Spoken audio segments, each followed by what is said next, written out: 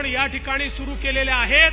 कुठेतरी आमच्या शेतकऱ्याला स्थैर्य यावं आणि त्याच्या शेतमालाला योग्य भाव मिळावा हा प्रयत्न आपल्या सरकारच्या माध्यमातून चाललाय।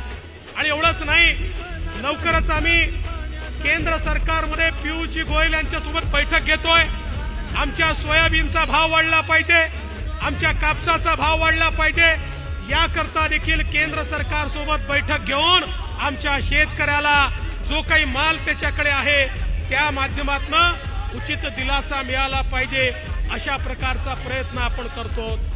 मला एका गोष्टीचा अजून उल्लेख केला पाहिजे, आमच्या शेतकऱ्यांची सातत्याने मागणी असते ती आम्हाला दिवसा 12 तास वीज मिळाली पाहिजे। ही दिवसा 12 तास वीज मिळाली तर आमचा शेतकरी आपल्या हाडाचं काळं करतो, रक्ताचं पाणी करतो आणि त्या ठिकाणी आपल्या मेहनतीतून शेतमाल पिकवू शकतो। पण आपण वर्षानुवर्ष अर्धे दिवस सकाळी अर्धे दिवस रात्री वीज देतो, शेतकऱ्याला रात्री त्या ठिकाणी शेतीमध्ये जावं लागतं। आणि म्हणून आपण निर्णय केला, मुख्यमंत्री सौर कृषी वाहिनी योजना सुरू केली।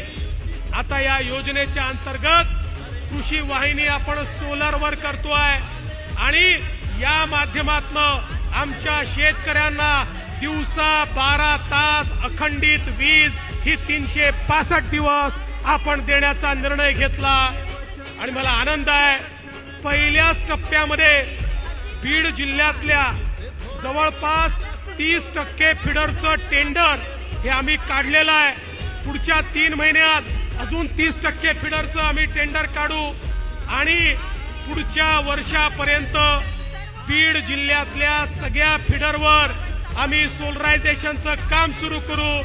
2 ते 2.5 वर्षामध्ये बीड जिल्ह्यातले सगळे फिडर हे सोलर फिडर असतील आणि बीड जिल्ह्यातल्या सगळ्या शेतकऱ्यांना दिवसा 12 तास अखंडित वीज ही त्या ठिकाणी देण्याचं काम हे आपल्या सरकारच्या माध्यमातून या ठिकाणी निश्चितपणे आपण करणार आहोत। आज खऱ्या अर्थानं हे सरकार गरिबाच्या पाठीशी